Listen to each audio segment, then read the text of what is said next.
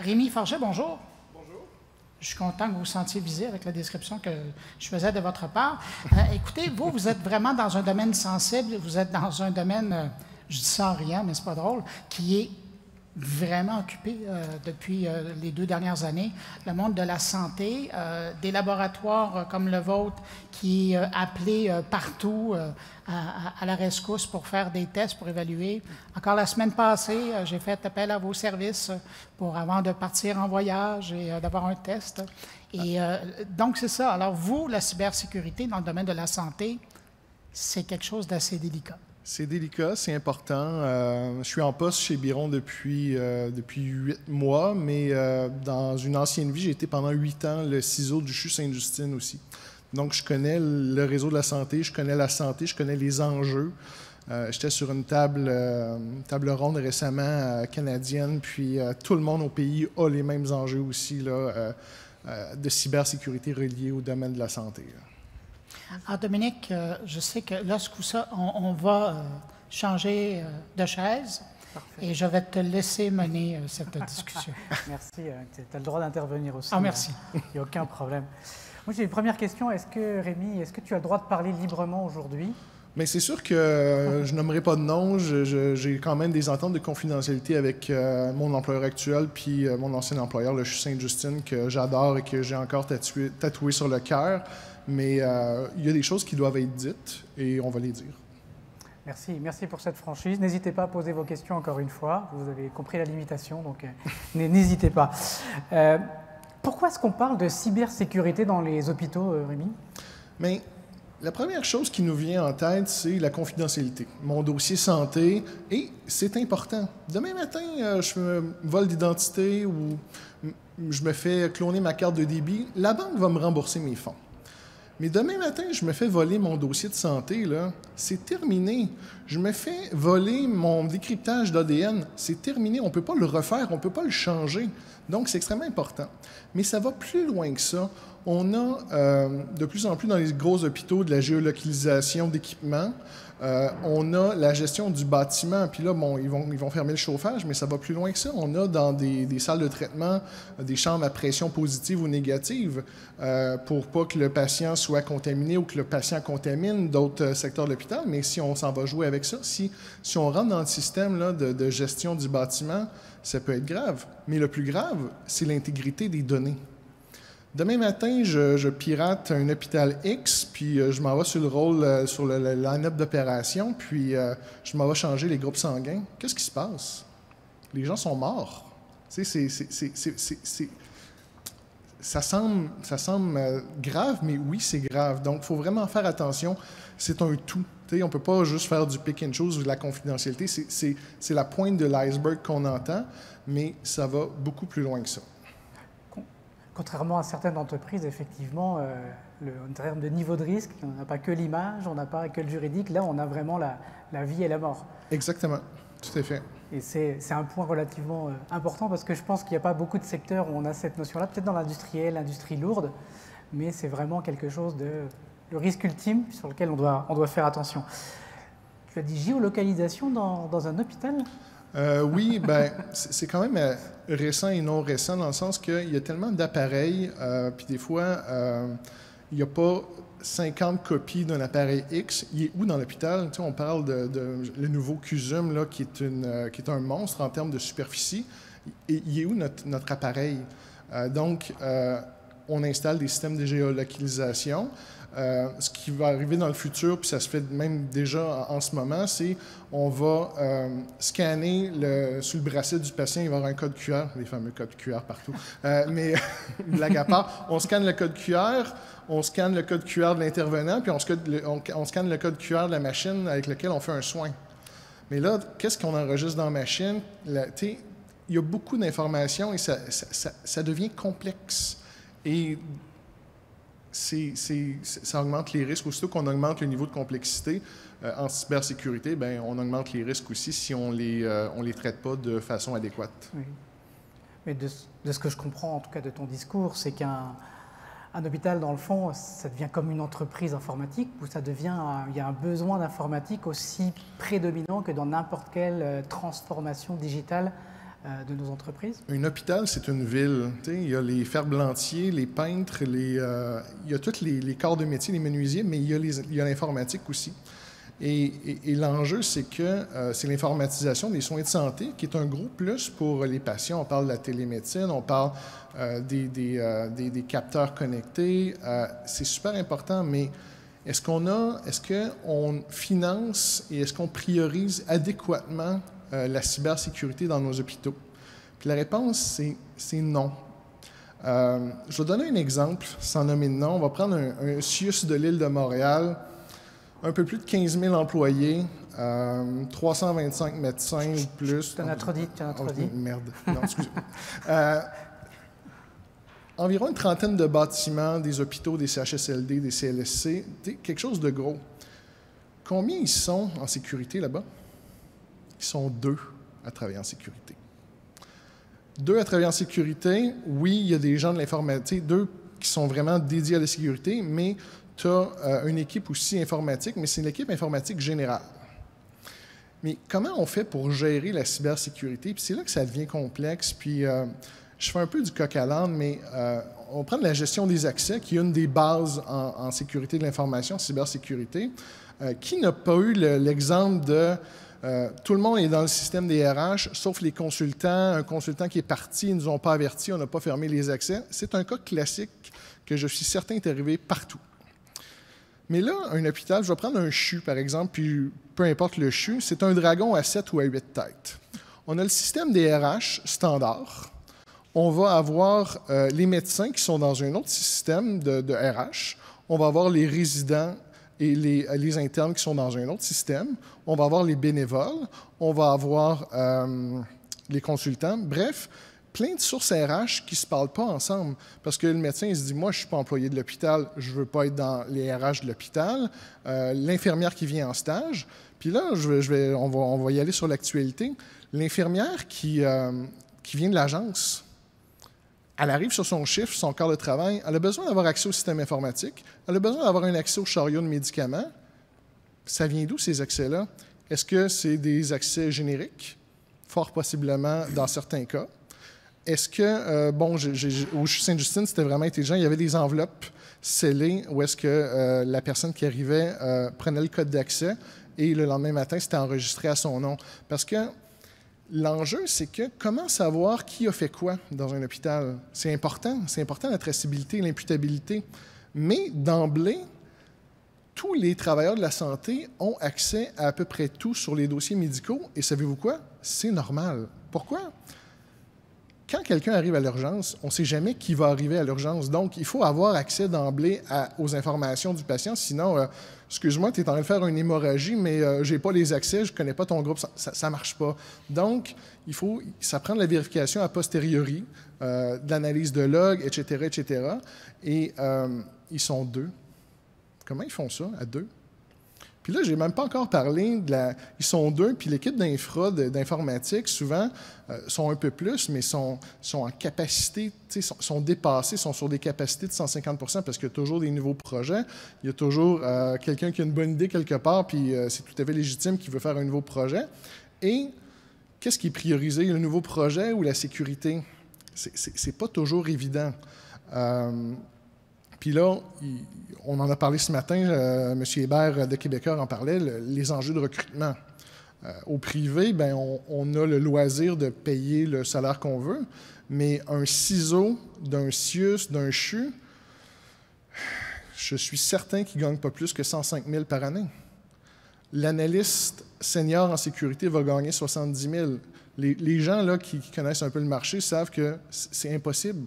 C'est impossible de recruter à ce prix-là. Donc, pas qu'il y ait des gens mauvais qui viennent, il n'y a juste personne. Donc, il y a un manque de ressources. Et par le manque de ressources, il y a un manque de services. Et par le manque de services, de ressources, il y a des risques. C'est ce qui est pas évident. Et ce que je tiens à spécifier, c'est pas la faute des gens en place. C'est un système qui est fait comme ça, qui... Puis, on le voit avec les infirmières, c'est la même chose, je ne veux pas comparer, mais le niveau ressources, salaire, etc., tâches, est le même enjeu au niveau TI, au niveau cybersécurité dans le domaine de la santé. C'est un intéressant paradoxe, ou en tout cas un problème qu'il faut prendre conscience pour le corriger. Qui accède à, tu as dit, qui accède à nos données? J'ai entendu qu'il y avait quand même une problématique sur la gestion des accès. Et puis il y a un petit volet qui est derrière, parce que tout ce qui est données médicales, il y a quand même un aspect légal qui est derrière. Quelles sont les lois qu'on doit respecter? La loi, c'est la loi, la L4S qu'on appelle, c'est la loi sur la santé et services sociaux au Québec qui doit être respectée. Et là, ce qui est intéressant, c'est qu'il y a un volet pour le public au niveau de la loi 64 qui a été mis en fonction, mais j'ai des interrogations. Autant que j'y crois fermement à la loi 64 au niveau du privé, au niveau du public, est-ce qu'on va aller mettre à l'amende l'hôpital de Chibougamau parce qu'il y a un breach de données? Dans le fond, c'est les payeurs de taxes qui vont payer l'amende que les payeurs de taxes auront donnée eux-mêmes via le gouvernement. Donc, c'est un chien qui se mord la queue. Là. On peut pas sortir de là. Donc, ces lois-là sont à respecter. Il y a des enjeux de gestion des accès, mais le fait que tout le monde ait accès à tout, c'est un peu universel, ce genre de choses-là, sauf que les accès sont bien logués. Il y a moyen de savoir qui a fait quoi, et par expérience, il y a des gens qui se sont fait attraper à aller voir certains dossiers qui n'auraient pas dû, puis il y a eu des conséquences assez graves là-dessus. Puis ça m'amène sur formation, sensibilisation, puis c'est une super conférence d'Emeline tout à l'heure. Comment on fait pour former puis sensibiliser les gens du réseau de la santé, les professionnels de la santé? Malheureusement, en ce moment, dans le contexte, c'est à peu près impossible. Est-ce que je vais sortir une infirmière de son corps de travail pour lui donner une formation sur la cybersécurité pendant qu'on manque d'infirmières puis qu'on leur oblige à faire du temps supplémentaire obligatoire? La réponse, c'est non. C'est impossible. Donc, oui, il y a certains établissements, mais ce n'est même pas standardisé, qui ont des formations en ligne qu'ils peuvent faire, mais que je fasse une formation en ligne chez moi ou au travail, bien, il faut quand même rémunérer les gens. Est-ce qu'ils ont ces budgets-là, les hôpitaux, pour, je ne sais pas, tantôt je parlais du CIUS à 15 000 employés, fois, je ne sais pas, 15 minutes, 30 minutes, 1 heure, c'est de faire un budget, ça vient quasiment de prendre le budget de formation de l'hôpital au complet. J'exagère un peu, mais c'est un fait. Donc, moi, ce que je me pose comme question, c'est pourquoi on ne met pas l'emphase avant que les gens arrivent sur le marché du travail? Pourquoi, quand ils sont au cégep ou à l'université, les infirmières, il n'y a pas des cours avancés sur tout ce qui est cybersécurité, protection de la vie privée? Ça commence tôt, puis on n'est pas dans des bonnes habitudes. Ma fille a commencé l'école cette année maternelle, puis dans son agenda, il y a une belle place pour écrire les mots de passe. Mais on les entraîne dans un jeune âge à faire ça, puis après, on va leur dire après que c'est plus correct de faire ça, mais le réflexe, c'est le classique post-it sur le coin de l'écran ou en dessous du clavier. D'où ça vient, ben, faut pas chercher trop loin, là. Ça commence effectivement par l'éducation, oui, ces éléments-là. Tu as raison, mais ça se trouve aussi en entreprise. Hein. Il y a dans les premiers jobs, on comprend que la confidentialité existe, qu'on n'est pas obligé d'avoir accès à tous les documents. Donc, c'est un paradoxe ou en tout cas, c'est un fait qui est aussi valable dans le monde du travail, hein, juste pour faire du pouce par rapport à ça. Oui, je reviens sur le point de qui a accès aux données, parce qu'un médecin qui a accès aux données, oui, ça me paraît logique. Oui. Puis c'est lui qui va me faire le bon conseil. Une infirmière, ça me paraît logique. Est-ce qu'il y a d'autres personnes qui gravitent autour de ces données? C'est le personnel soignant. Okay? Donc, on va y aller avec les physios, inhalos, ce genre de choses-là. Le personnel administratif n'a pas accès aux données patients. Okay. Moi, je me souviens, il y en a qui vont sourire de mon ancienne vie, mais on avait dans le dossier patient informatisé, quand on a fait l'implantation, on avait Miss Piggy, qui était notre patient test. On faisait nos tests sur... mais j'avais accès à ce patient-là, aucun autre patient. Donc, j'étais 8 ans chez Sainte-Justine et j'ai eu accès à aucune donnée médicale dans le dossier clinique informatisé. Donc, les rôles, la gestion des rôles, la gestion des accès, elle est bien faite là-dessus, par mon expérience. C'est important aussi de souligner à tous ceux qui nous écoutent, parce que faut quand même aller voir le médecin de temps en temps, donc c'est important d'être en confiance quand on va avoir son médecin. Moi, je comprends qu'il y a quand même, encore une fois, ce paradoxe entre...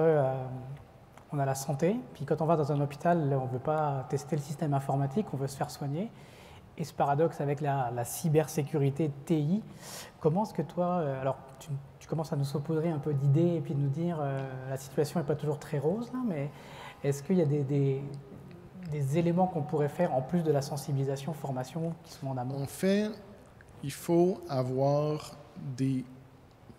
faut prioriser, il faut financer, mais ça va plus loin que ça. Il faut changer un peu la culture à l'intérieur des hôpitaux au niveau des services TI. Ça prend une équipe dédiée à la sécurité, que ce soit gouvernance, sensibilisation, etc., et aussi opérationnelle.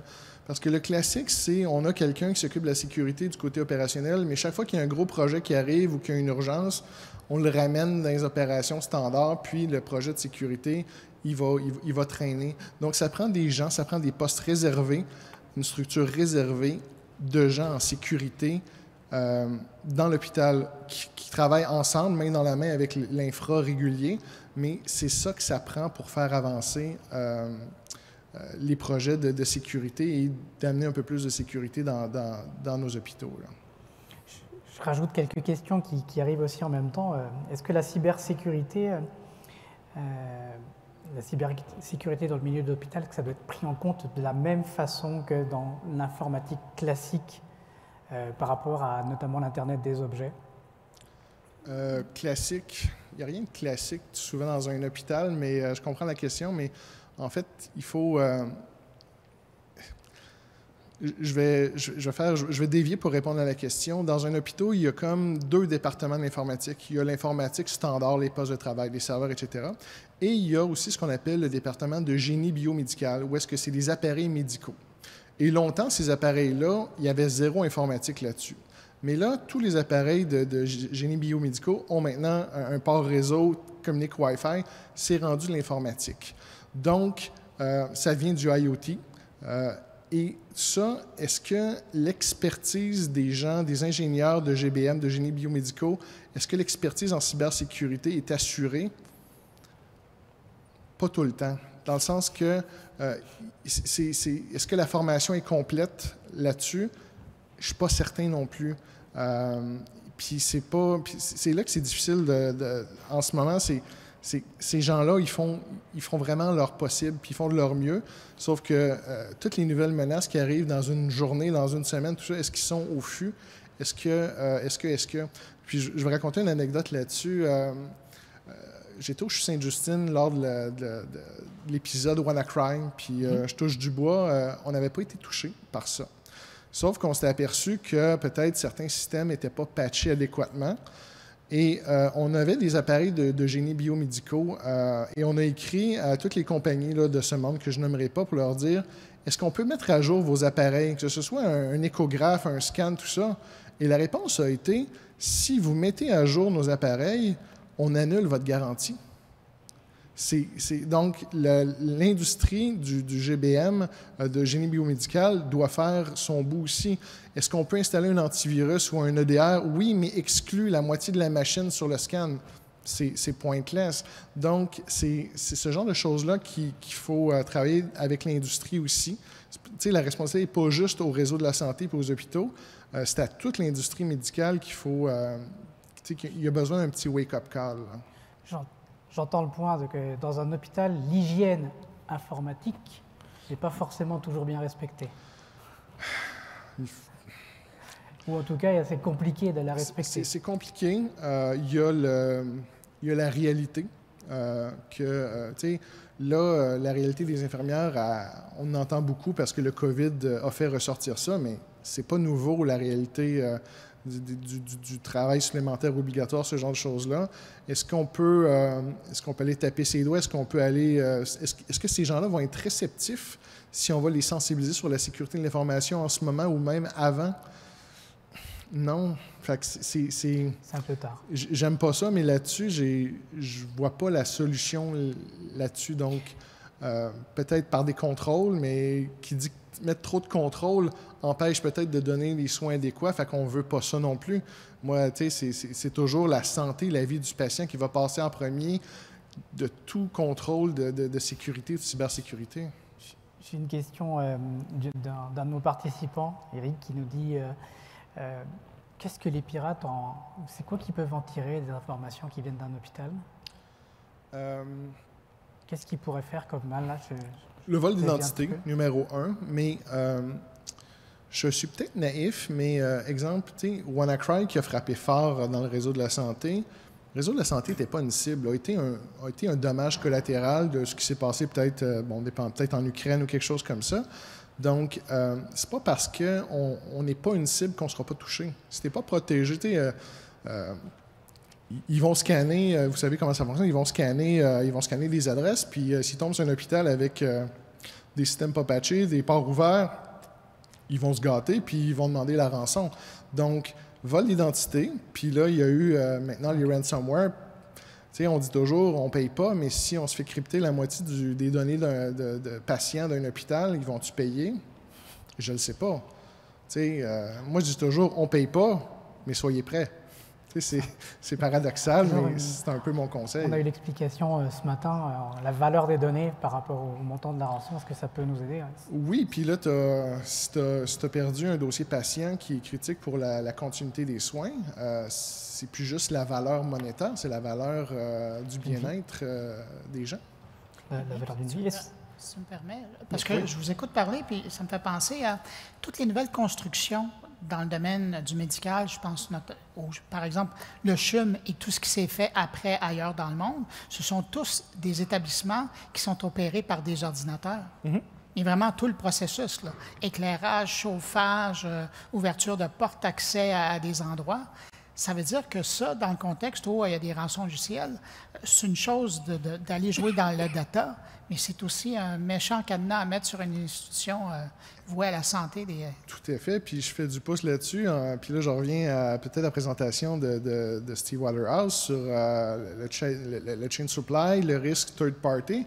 C'est du PPP, le CHUM puis le CUSUM. Donc, qui est responsable de l'éclairage, du chauffage puis de l'accès aux portes? C'est pas le CHUM, c'est...